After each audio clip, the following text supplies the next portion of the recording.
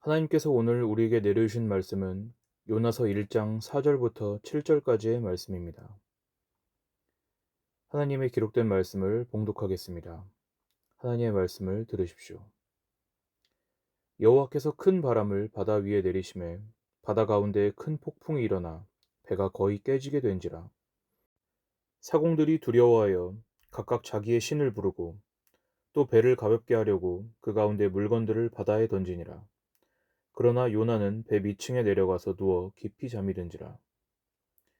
선장이 그에게 가서 이르되 자는 자여 어찌함이냐 일어나서 내 하나님께 구하라. 혹시 하나님이 우리를 생각하사 망하지 아니하게 하시리라 하니라. 그들이 서로 이르되 자 우리가 제비를 뽑아 이 재앙이 누구로 말미암아 우리에게 임하였나 알아보자 하고 곧 제비를 뽑으니 제비가 요나에게 뽑힌지라. 아멘. 이것은 하나님의 말씀입니다. 하나님께서 오늘도 하나님의 말씀으로 하나님의 백성들에게 은혜 베풀어 주시길 원합니다. 앞으로 9월 한 달 동안은 저희가 월요일마다 요나서를 묵상하려고 합니다. 요나서 너무나 좋습니다. 일단 짧죠. 요나서는 총 4장으로 이루어져 있습니다. 그래서 이번 한 달, 즉 4주 동안 매일 한 장씩 요나서에 드러난 하나님의 뜻을 살펴보려고 합니다. 월요일 새벽 기도에 오시기 전에 시간을 내셔서 시간이 되시면 전체를 한번 쭉 읽어보시고 또 이제 한 장씩이라도 읽어오시면 아주 좋을 것 같습니다. 요나서를 들어가기 앞서서 여러분께서 성경을 읽으실 때 아주 큰 도움이 될 수 있는 팁을 하나 알려드리겠습니다. 색안경이라는 말 아시죠? 색안경. 우리가 보통 색안경을 끼고 사물을 본다 그러면 좋은 뜻입니까? 별로 안 좋은 뜻입니까? 별로 안 좋은 뜻이죠? 야, 너 그렇게 색안경을 끼고 모든 거를 판단하면 어떡해? 이러면은 칭찬을 하는 게 아니라 그렇게 하지 말라는 거잖아요. 보통 색안경이란 말은 그러니까 안 좋게 쓰입니다. 쉽게 말해서 색안경을 끼고 있다는 것은 선입견을 가지고 사물을 판단한다는 것이죠. 그래서 사람들은 그 색안경을 벗고 객관적으로 판단해라 이렇게 보통 얘기를 합니다. 근데 이건요 여러분 하나만 알고 둘은 모르는 소리입니다. 보통 사람들은요 자기 자신이 색안경을 끼고 있다는 것을 전혀 모르거든요. 그러니까 다른 사람들을 향해서 색안경을 좀 벗어 그러는 거는 자기는 안 끼고 있다는 말을 전제하는 것입니다. 성경은 이것을 다른 단어로 뭐라고 표현하느냐? 들보라고 합니다. 마태복음 7장 3절 4절 말씀 예수님께서 이렇게 말씀하십니다. 어찌하여 형제의 눈 속에 있는 티는 보고 내 눈 속에 있는 들보는 깨닫지 못하느냐? 보라 내 눈 속에 들보가 있는데 어찌하여 형제에게 말하기를 나로 내 눈 속에 있는 티를 빼게 하라 하겠느냐? 티라는 것은요 여기서 톱밥이고요. 들보라는 것은 나무 판자를 말하는 것입니다. 이것은 예수님께서 어떤 사람들만을 가리켜서 하신 말씀이라기보다는요 일반적인 모든 사람들에게 적용되는 진리를 말씀하신 것입니다. 다르게 말씀드리면 우리 모두는 색안경을 끼고 있다는 것이죠. 요점은 이것입니다. 먼저는 우리는 주님의 말씀에 따라서 색안경을 끼지 않을 수 없다는 것이고요. 두 번째는 제가 무슨 말씀을 드리고 싶으냐? 우린 성경을 보실 때 꼭 색안경을 끼고 있어야 된다는 것입니다. 그 색안경은 바로 예수 그리스도라는 색안경입니다. 빨간 색안경을 끼면 온 세상이 빨갛게 보이고 검은 선글라스를 끼면 온 세상이 컴컴하게 보이는 것처럼 저희는 성경을 볼 때 예수라는 색안경을 끼고 이 성경 모든 말씀을 사건들을 인물들을 다 예수님께 초점을 맞춰서 봐야 되는 것입니다. 성경은요 모든 사람들에게 객관적인 진리를 말씀하지 않습니다. 성경은 오직 하나님의 백성으로 부르심을 받은 자들에게만 진리입니다. 이 세상을 관통하는 진리를 찾으려고 색안경을 벗어 놓으시고 성경을 보시잖아요. 그럼 사람은요 결국 아무것도 발견할 수 없습니다. 달리 말해서 얼마 전에 저희가 말씀에서 들은 바와 마찬가지로 하나님께서는 철학자의 하나님이 아니십니다. 그러나 우리가 그 성경의 어떤 부분, 어떤 사건, 어떤 인물들을 보더라도 거기에서 예수를 찾으려고 하시는 분들은요 반드시 예수를 발견하게 될 것입니다. 저희가 요나서를 묵상하기 앞서서 이 말씀을 먼저 제가 이야기한 이유가 무엇일지 좀 감이 오세요? 우린 요나서를 읽으면서 누구를 만나야 합니까? 예수를 만나야 하는 것입니다. 누가복음 24장에서 부활하신 예수님께서 엠마오로 가는 두 명의 제자를 만나셔서 뭐라고 말씀하셨습니까? 27절 말씀에 뭐라고 써 있냐면 누가복음 24장 27절입니다. 이에 모세와 모든 선지자의 글로 시작하여 모든 성경에 쓴 바 자기에 관한 것을 자세히 설명하시니라. 신약 성경만 예수님께 관하여 말씀하십니까? 아닙니다. 모세의 율법으로부터 시작해서 모든 선지자의 글뿐만 아니라 모든 성경에 쓰여 있는 것이 바로 누구를 가리키는 것이라고요? 예수 그리스도를 가리키는 것이라고 하십니다. 그럼 요나서도 당연히 누구에 관한 말씀이겠습니까? 당연히 예수님에 관한 말씀입니다. 그럼 저는 이 서론을 여러분께 왜 말씀드리는 것일까요? 왜냐하면 우린 익숙한 것일수록 더욱 자주 오해하거든요. 요나서가 얼마나 짧고 재밌습니까? 교회를 어렸을 때부터 나간 사람은 요나서 다 알죠. 애들은 요나서 하면 재밌어 하죠. 고래 얘기한다고요. 물론 고래도 아닙니다. 참고로 그냥 큰 물고기라고 써있죠. 아니면 이제 막 성경을 처음 통독하시기 시작한 분이면은 창세기, 출애굽기, 그 다음에 레위기 읽으시다가 못 읽겠다. 어디 짧은 성경 없나? 그러고선 뒤적거리다가 처음에는 룻기를 발견하시겠죠. 사장이네 그러고서는 좀 더 뒤로 넘어가다 보면은 잘못 넘기면 이제 있는 줄도 모르고 넘어가 버린 게 요나서 아닙니까? 이게 뭉탱이로 잡고 넘기면 그냥 넘어가 버리잖아요. 그렇다 보니까 내용도 어떻습니까? 너무 쉽죠. 레위기나 민수기 같이 뭔 내용인지 잘 모르겠는 말씀을 막 읽다가 요나서 보면 너무 좋잖아요. 그래서 우리가 더욱 주의해야 되는 것입니다. 우린 그때 예수라는 색안경을 쉽게 벗어서 내려놓을 수가 있거든요. 우린 가끔 어떤 성경을 볼 때는요, 마치 쉬어가는 시간인 것처럼 볼 때가 있습니다. 여기서 쉬어간다는 말씀은요, 단순히 내용이 쉽고 술술 읽힌다 이런 걸 말씀드리는 게 아니고요. 어떤 성경 내용이 너무 쉽고 받아들이는데 어려움이 없다는 것은요, 우리 본성과 부합한다는 것입니다. 우리 본성에, 우리의 이치에 딱 들어맞는다는 것은 좋다는 얘기가 아닙니다. 그러니까 우리는요, 쉽게 말해서 요나서를 보면서 우리가 받아들이기 쉬운 교훈만 뽑아내는 경향이 있다는 것입니다. 제가 앞서 이런 말씀을 드리지 않고 여러분께 만약에 이런 말씀을 다 안 드린 상태에서 여러분 요나서 주제가 무엇입니까? 한 번씩 돌아가면서 말씀해 보세요. 그러면은 다 술술 말씀하실 것입니다. 두 바퀴 돌아도 다 말씀할 수 있을걸요? 요나서에는 니느웨를 향한 하나님의 심판과 또 사랑이 담겨 있습니다. 이렇게 말씀하실 수도 있고요. 우린 요나를 보고 원수를 사랑해야 된다는 것을 배울 수 있습니다.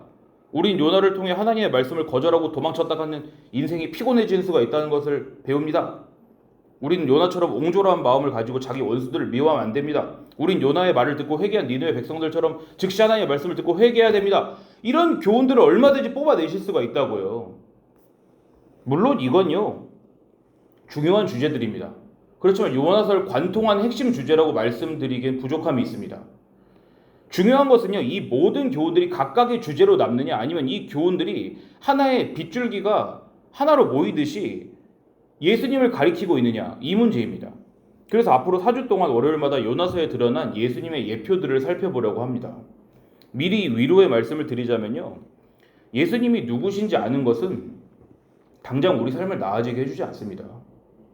예수님 아는 것이 밥 먹여주지 않고요, 다른 사람들로 칭찬 듣게 해주지도 않습니다. 그렇지만 하나님의 백성, 즉 성도에게 있어서 예수가 누구신지 아는 것은요, 그 어떤 것과도 비교할 수 없는 복과 기쁨인 줄을 여러분께서 믿게 되시기를 간절히 원합니다. 우리가 다 잘 아는 것처럼 요나는요, 하나님의 선지자였습니다. 요나는 북이스라엘 13대 왕인 여로보암 2세 때 활동한 선지자입니다. 참고로 요나라는 이름은 히브리어로 비둘기란 뜻입니다. 요나가 하나님께로부터 한 가지 사명을 받게 됩니다. 무엇이냐? 적국인 니느웨로 가서 외치라는 것입니다. 참고로 니느웨는 나중에 북이스라엘을 멸망시키는 아수르의 수도를 말합니다. 이제 2절에 보시면 여러분 외치라는 말씀이 있죠. 외친다. 여기서 외친다는 말씀을 여러분 너무 정제해서 해석하시면 안 됩니다. 이것은 회개하라는 말씀이 아닙니다. 1차적으로는요. 우리는 하나님께서 니느웨에 가서 회개를 시켜라 이렇게 생각할 수가 있는데 아닙니다. 일단은요. 이것은 그냥 원래 말뜻 그대로 보면 외치다, 부르다 이런 뜻입니다. 그러니까 여호와 하나님께서 요나에게 말씀하신 것은 이렇습니다. 너는 저 큰 도시인 니느웨로 가서 거기에 대고 외쳐라, 불러라. 자, 니느웨를 회개시켜라가 아니라고요. 불러라라고요. 거기다 성읍에 대해 불러라. 이걸 잘 기억하셔야 됩니다. 나중에 다시 말할 것입니다. 그리고 이걸 들은 요나가 어떻게 하죠? 도망칩니다. 당시 세상의 끝이라고 여겨졌던 다시스라는 곳으로 가려고 도망치죠. 참고로 다시스는 예루살렘 기준으로요 얼마나 떨어져 있냐면 3,500km 정도 떨어져 있는 곳입니다. 제가 이제 지난 한 주 동안 휴가여서 그 KTX 타고 부산에 갔다 왔는데 그 2024년에도 450km 가는데 KTX 타고 2시간 반 걸립니다. 근데 이 당시에 3,500km 떨어져 있는 곳에 세상 사람들이 거기 세상의 끝이야 이렇게 하는 것은 그 무리가 없겠죠. 당연하겠죠. 여튼 요나는 니느웨를 그 향하여 외치라는 하나님을 피해서 다시스로 도망하려고 이제 어떤 항구로 갑니다. 욥바라는 곳이죠. 욥바는 이제 예루살렘으로부터 한 55km 정도 떨어져 있는 곳인데 옛날에 이제 솔로몬 왕 시대에 그 솔로몬이 성전과 왕궁을 건축하려고 자재들을 실어 나르던 곳이 이 욥바라는 곳입니다. 근데 3절을 여러분 보시면 특이하게 2번이나 반복되는 표현이 있습니다. 3절 보시면요. 여호와의 얼굴을 피하려고 라는 표현이 2번이나 있습니다. 성경에서 하나님의 얼굴이 무엇을 상징하는지에 대해서 제가 여러분이 잘 아시는 말씀을 읽어드릴 테니 한번 들어보십시오. 민수기 6장 22절부터 26절 말씀입니다. 여호와께서 모세에게 말씀하여 이르시되 아론과 그의 아들들에게 말하여 이르기를 너희는 이스라엘 자손을 위하여 이렇게 축복하여 이르되 여호와는 내게 복을 주시고 너를 지키시기를 원하며 여호와는 그의 얼굴을 내게 비추사 은혜 베푸시기를 원하며 여호와는 그 얼굴을 내게로 향하여 드사 평강 주시기를 원하노라 할지니라. 이것은 우리가 흔히 아론의 축복이라고 하는 대제사장적 기도입니다. 여기서 우리는 하나님의 얼굴이 은혜와 평강과 연결된다는 것을 알 수가 있죠. 그러니까 지금 요나가 하나님의 얼굴을 피해서 도망간다는 것이 무슨 뜻인지 감이 오시죠? 이것은 은혜를 거리게 한다는 것입니다. 요나는 그냥 단순히 하나님 명령 귀찮아요 그게 아니라 요나는 그 베푸시는 은혜가 싫은 것이죠. 자, 그럼 여기서 우린 이런 식으로 쉽게 이제 생각할 수 있습니다. 우리가 흔히 하는 오해. 아니 어떻게 하나님의 선지자로 부름받은 사람이 그렇게 도망갈 수가 있어. 그러니까 풍랑을 만나가지고 애를 먹는 거 아니야. 그러니까 물고기에 잡아먹히는 거 아니야. 이렇게 우리 생각을 합니다. 이렇게 자주 들으시잖아요. 심지어 우리는 아이들에게도 이런 식으로 가르칠 수가 있습니다. 너희들 요나처럼 하나님 말씀에 순종하지 않으면 너희 벌 받는다. 너 목사님 되기로 서원했다가 그거 물르면 나중에 너 다리 부러져서 목회하는 수가 있어. 이런 식으로 협박적으로 얘기할 수도 있습니다. 아닙니까? 우리는 은혜라는 것을 이런 식으로 생각하는 경향이 있다고요. 하나님은 은혜를 너무 쉽게 베푸시는 분이라거나 하나님의 사람은 더 많이 사랑하고 은혜를 베풀어야 된다. 이렇게 너무 쉽게 판단합니다. 이건 제가 말씀을 전하는 사람이어서 그런 게 아니라 우리가 본성 자체가 은혜에 대해서 이런 식으로 생각한다고요. 제가 지금까지 2년 넘게 새벽 설교를 월요일마다 인도하면서 여러분께 가장 많이 강조드린 내용 중에 하나는 뭐냐면 우리 죄인은 은혜라는 것을 이해하지 못한다는 것입니다. 은혜는 원래 이해할 수 있는 것이 아니라고요. 자연인은 은혜에 대해서 눈먼 두더지와 똑같습니다. 말만 은혜라는 것을 알 뿐이지 은혜가 어떤 식으로 작용하는지를 들으면 우리 다 도망간다고요. 그러니까 은혜라는 것은 쉽게 베풀 수 있는 것이라거나 아니면 은혜를 강요하는 사람은 남에게 너 왜 이렇게 은혜롭지 않아? 이렇게 강요하는 사람은 아직 은혜를 잘 모르는 것입니다. 이와 관련해서 우리가 요나를 비난할 것이 아니라 요나의 마음을 한번 헤아려 보고자 합니다. 지금 요나가 어디로 가라는 하나님의 부르심을 받았죠? 니느웨죠. 니느웨가 어디 나라 수도라고요? 아수르. 북이스라엘 멸망시키게 된 아수르인데 북이스라엘 사람이었던 요나가 자기 적국인 아수르에 대해서 갖는 그 마음은 이제 우리가 이런 식으로 설명을 합니다. 우리나라가 일제에 대해서 가지고 있어도 그런 미움과 비슷하다고 설명하잖아요. 근데 그건 별로 옳은 설명이 아닙니다. 저희가 역사 왜곡이 대단히 이렇게 팽배한 시대에 살고 있기 때문에 우리는 막 일제 시대를 떠올리면 막 일본 순경이 지나가던 조선 사람을 잡아가 너 일로 와봐 그래서 막 총으로 쏴 죽이고 이런 거를 생각하잖아요. 근데 그건 사실이 아닙니다. 그거 왜곡된 것입니다. 당장 저희 지금 할아버지 아직 살아계신데 33년생이시거든요. 그러면은 해방 전에 한 초등학교 때까지 지내셨을 거 아니에요. 근데 그때 별로 그렇게 어렵다고 하시지 않아요. 막 좋아하십니다, 일본을요. 그때 살기 좋았다고 그런 말씀도 하시거든요. 이건 여담이고요. 하여튼 우리는 당시 이스라엘의 눈에 아수르라는 나라가 어떻게 보이는지를 알고 싶은 것입니다. 제가 예전에 이 아수르나 바벨론 같은 고대 제국들이 얼마나 무시무시하고 잔인한지에 대해서 잠깐 말씀을 드렸었는데 여러분은 제가 이제 들려드린 이 이야기를 들으시면은 21세기에 태어난 것을 하나님께 감사하시게 될 것입니다. 아수르가 실제로 어떤 나라였는지를 단편적으로 보여주는 그 실제 역사를 제가 짧게 말씀드릴게요. 잔인한 내용입니다. 듣기 싫으시면 귓구멍을 이렇게 막으십시오. 이건 아수르 제국에서 이제 전쟁 중에 있었던 반란을 어떤 식으로 진압했는지에 대한 그 왕이 어떤 식으로 진압했는지에 대한 실제 기록입니다. 들어보십시오. 나는 도시의 성문을 향해서 큰 돌기둥을 하나 세웠다. 그리고 나는 반란을 주동한 자들의 가죽을 벗겨서 그 가죽으로 기둥을 덮었다. 그중 몇몇은 말뚝에 꽂았고 반역을 일으킨 대신들의 사지를 잘랐다. 많은 포로들을 불에 태웠고 생포한 포로들은 손과 손가락을 자르고 코와 귀를 자르고 눈을 뽑았다. 뒤에 더 있지만 이제 생략하겠습니다. 이게 고대 제국이 하던 일입니다. 아수르란 나라는 자국민이 일으킨 반란도 이런 식으로 처리했다고요. 사실상 이제 사람의 탈을 쓴 짐승과 같은 것이죠. 옛날 고대 국가라는 게.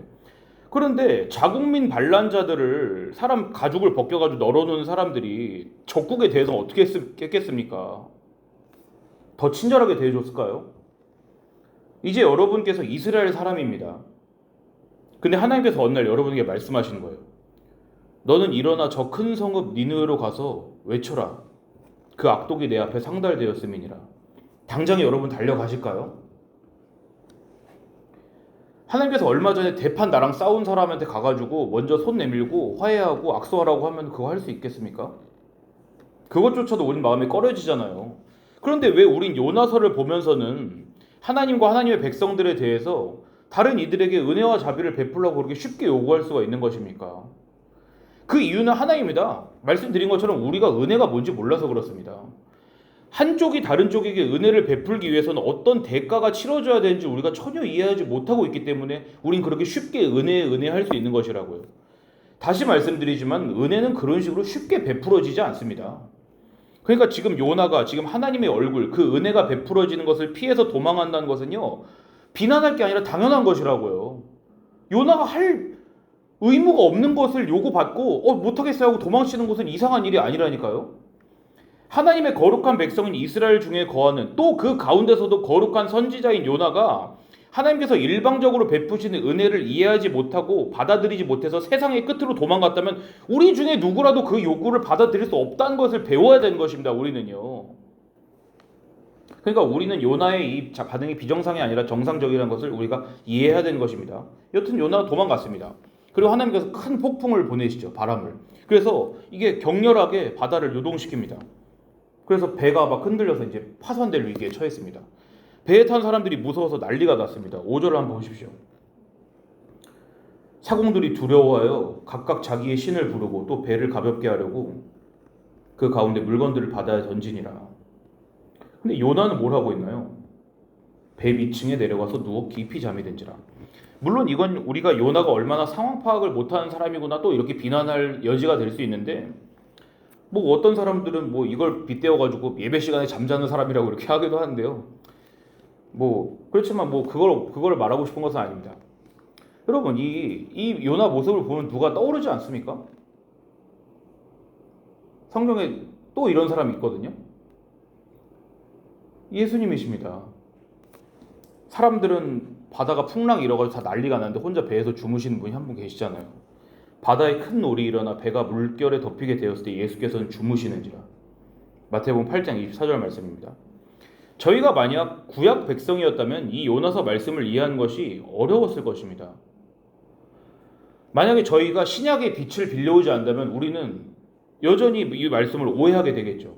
그러니까 요나가 지금 풍랑이 있는 가운데 배 가운데서 곤히 자고 있는 이 모습을 보면서 우리가 역시 큰 파도 가운데서 주무시고 계시는 예수님의 모습을 떠올리지 않는다면요, 우리는 그때부터 잘못된 교훈을 끄집어내게 되는 것입니다. 이 모습을 보고요. 이를테면 우리는 영적으로 민감한 사람들이 되어야 됩니다. 이렇게 메시지 말할 수가 있습니다. 이 모습을 보고요. 막 자고 있으니까 깨워라 그 소리잖아요.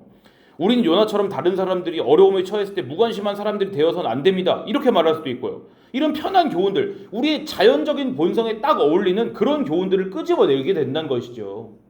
성경은 그런 걸 말씀하신 거 아닙니다.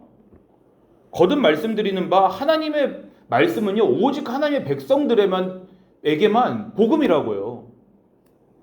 그러니 요나의 모습에서 예수님의 모습을 발견하고 기뻐하는 것은 성도들에게만 허락된 것이라는 것이죠. 계속 말씀을 보시겠습니다. 배의 선장이 이제 요나에게 왔습니다. 아니 어떻게 지금 잠을 잘 수가 있어? 일어나서 당신이 믿는 신을 부르시오. 혹시라도 그 신께서 우리를 살피사 우리가 망하지 않도록 돌아보실 누가 아오?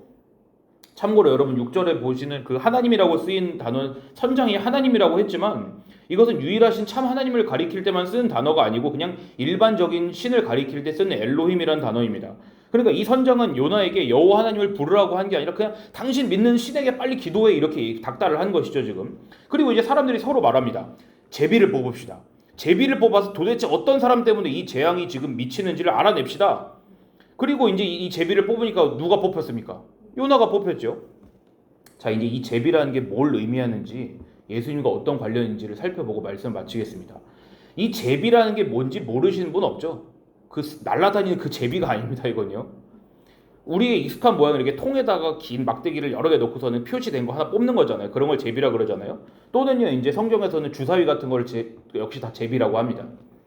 그런데 특별히 요나서에서 쓰인 제비와 같은 단어가 무엇인지 알려면 우리가 레위기로 가야 됩니다.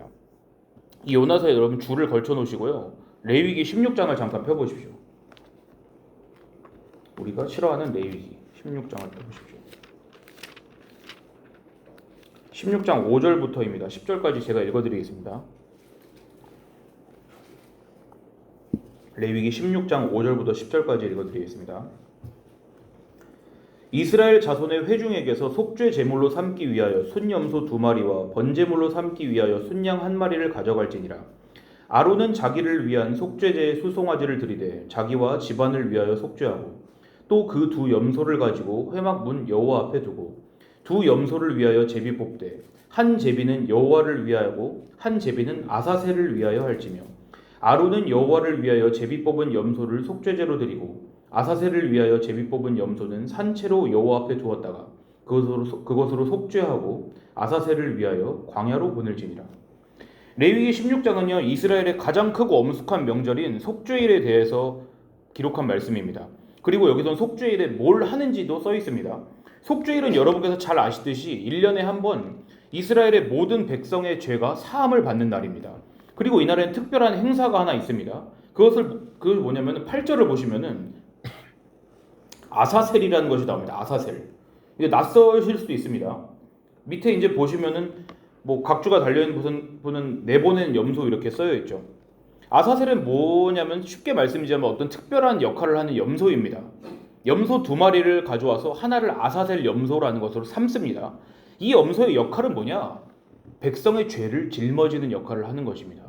이 아사셀 염소가요. 다르게 말하면 이 아사셀 염소에게 모든 이스라엘의 죄가 전가됩니다. 그리고 이 염소는 혼자 광야로 내보내집니다. 광야로 내보낸다는 것은 여러분요 그냥 방생한다는 게 아닙니다. 이제 너 가서 잘 먹고 잘 살아 이게 아니라 죽도록 쫓아낸다는 것입니다. 광야로요. 죽음의 장소를 몰아내는 것이라고요. 근데 제가 아까 염소를 몇 마리 데려온다 그랬습니까? 2마리 데려오죠. 그리고 이 2마리 중에 뭐를 내보내는 아사셀 염소로 정할 거냐를 뭐로 정한다? 이걸 제비 뽑아서 정한 것입니다. 그럼 다시 요나서 내용으로 이제 돌아가 보십시오. 이제 레위기는 다 봤습니다. 줄을 이제 펴서 요나서로 가보십시오. 배에 탄 사람들이 지금 뭘 하고 있습니까? 제비를 뽑잖아요. 이 제비를 뽑는다는 것은 대단히 특별한 용어입니다. 그러니까 권위 있는 히브리어 원어 사전에서 보면요, 이 제비라는 단어를 가리키는 말의 특수한 용어의 첫 번째 뜻이 뭐냐면은 바로 속죄일 염소에 관한 것이라 써 있는 것입니다. 근데 왜 하필 이 단어를 요나서에 썼을까요? 다른 제비 뽑는다는 말도 있는데 요나가 이 제비에 걸린 건 그냥 재수없어 걸린 게 아닙니다. 심지어는 요나가 여호와 하나님의 얼굴을 피하려 도망갔기 때문에 걸린 것도 아닙니다. 지금 요나에게 속죄일 제물에 쓰는 이 제비라는 말을 쓴 건요 다름이 아니라 요나가 속죄의 제물이 되신 어린 양 예수 그리스도를 예표하고 있기 때문에 그런 것이에요. 우린 요나가 여호와 하나님의 얼굴을 피하여 도망한 것을 가지고 그냥 너무 단편적으로 그냥 요나가 죄를 지었구나 이렇게 생각을 해버립니다. 그러면 안 됩니다. 그리고 요나가 벌 받았구나, 그에 대해서 벌을 받았을 뿐만 아니라 다른 사람들도 휘말리게 해가지고 피곤하게 하는구나, 이런 식으로 비난적으로 얘기를 할 수가 있다고요. 그리고 결국엔 제비를 뽑으니까 이 죄 지은 거 봐, 만천하에 드러났어, 이렇게 들통나서 바다에 던져졌다고 생각을 하기 쉽잖아요. 그게 아닙니다. 우리 그런 식으로 다 요나서를 오해합니다. 성경을 여러분 찬찬히 잘 읽어보세요. 4절 말씀에 여호와께서 큰 바람을 바다 위에 내리신 것이 요나의 죄 때문이니라 이렇게 명시되어 있나요? 그렇게 안 써 있습니다. 어디에도 그렇게 써 있지 않습니다. 물론 우리의 지성은 앞절에서 요나가 하나님의 얼굴을 피해 도망갔으니까 그 벌로 바다에서 하나님께서 풍랑을 보내셨구나 이렇게 생각하기가 쉽겠죠. 그러나 아까 말씀드렸듯이 이 구약의 말씀을 해석하고 있는 신약의 말씀을 보십시오. 예수님과 함께 배에 탄 사람들 중에 누가 죄인입니까? 예수님입니까? 죄자들입니까? 답은 자명하죠. 요나와 함께 배에 탄 사람들 보세요. 이 사람들 위기에 처하니까 어떻게 한다고요? 5절 말씀에 사공들이 두려워요. 각각 자기의 신을 부르고. 이로 보건대 이 사람들은요 다 각각 자기의 신이 있는 이방 사람들이란 말입니다. 이들이야말로 원래 풍랑 속에서 죽었어도 안 이상한 사람들이라고요. 이 사람들을 우리가 섣불리 무고한 사람이라고 불러서는 안 됩니다. 우린 무고한 사람들이 요나의 죄 때문에 죽게 됐구나 이렇게 생각하잖아요. 그것이 아니라고요. 근데 정작 제비를 뽑으니까 누가 뽑혔습니까? 요나가 뽑혔죠. 그리고 애꿎은 요나를 바다에 던지니 바다가 어떻게 되었습니까? 잔잔해졌죠. 뛰노는 것이 곧 그친지라. 제비 뽑혀서 걸린 아사셀 염소가 모든 백성의 죄를 뒤집어 쓰고 죄를 전가받고 광야로 내몰아져서 죽임을 당한 것처럼 요나 역시 제비를 뽑혀서 바다에 던져진 것입니다.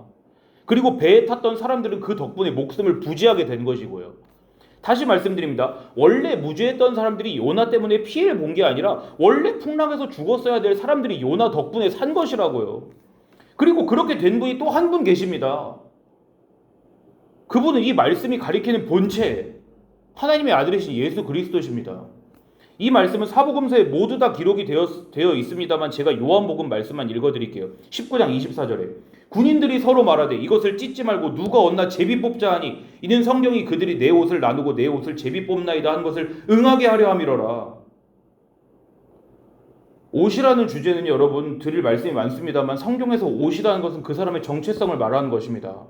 예수님의 옷을 제비 뽑아서 나눠 가졌다는 것 사복음서의 말씀은 단순히 옷감을 비싸니까 찢어갖자 이게 아니고요. 예수님이 어떤 식으로 죽으실지에 대해서 구약의 예언이 이 제비라는 주제를 통해서 성취가 되고 있는 것을 말씀하는 것이죠.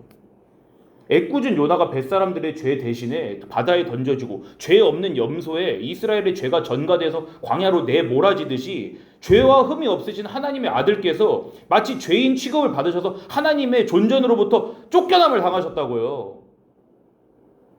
마태복음 7장 23절 말씀에 그때 내가 그들에게 밝히 말하되 내가 너희를 도무지 알지 못하니 불법을 행하는 자들은 내게서 떠나가라. 이 말씀을 성도를 위해 예수님께서 하나님 아버지께 들으셨단 말입니다. 예수님께서 쫓겨났기 때문에 우리가 하나님께 쫓겨나지 않는 것입니다. 이것이 복음입니다. 그래서 오늘날 하나님 아버지와 우리가 함께 거한 것입니다. 계시록 말씀에 내가 들으니 보좌에서 큰 음성이 나서 이르되 보라 하나님의 장막이 사람들과 함께 있음에 하나님이 그들과 함께 계시리니 그들은 하나님의 백성이 되고 하나님은 친히 그들과 함께 계셔서 모든 눈물을 그 눈에서 닦아주시니 다시는 사망이 없고 애통한 것이나 곡한 것이나 아픈 것이 다시 있지 아니하리니 처음 것들이 다 지나갔음이로라. 어떻게 하나님의 장막이 미천한 사람과 함께 거할 수 있습니까? 왜 하나님께서는 우리를 바다에 던지지 않으시고 우리의 눈물을 닦아주실 수가 있으시죠? 이 말씀의 성취는요. 속죄의 어린 양 되시는 예수님께서 우리 대신 눈물을 흘리시고 애통하시고 곡하시고 아프시고 바다에 던져져 죽임을 당하심으로 우리에게 이루어졌습니다. 이제 여러분께서 이 요나가 우리 예수님과 어떻게 연결이 되어 있는지 조금 보이시죠? 요나가 어떻게 우리 예수님을 가리키고 있는지를 여러분께서 몇 주간 통해서 더욱 선명하게 배우시면 좋겠습니다. 하나님께서 요나서에 드러난 예수 그리스도의 영광을 저희에게 더욱 밝히 보여주시기를 간절히 소망합니다. 기도하겠습니다. 좋으신 주님, 우리는 하나님을 너무 무서운 분으로만 여기거나 또는 너무 친밀한 분으로만 여기기 때문에 하나님을 오해하는 실수를 범합니다. 주님, 구약에 그렇게 무서우시고 자기에게 적대하는 백성을 눈 깜짝 않고 다 진멸하신 하나님께서 어떻게 예수 그리스도의 몸으로 오셔서 우리를 품으시고 나병 환자를 쓰다듬으시고 또한 우리를 용서하시고 우리를 위해 죽으실 수가 있었습니까? 주님, 우리는 이 두 큰 간극 사이에서 하나님의 진노의 잔을 마신 우리 주님을 바라봐야 할 줄로 믿습니다.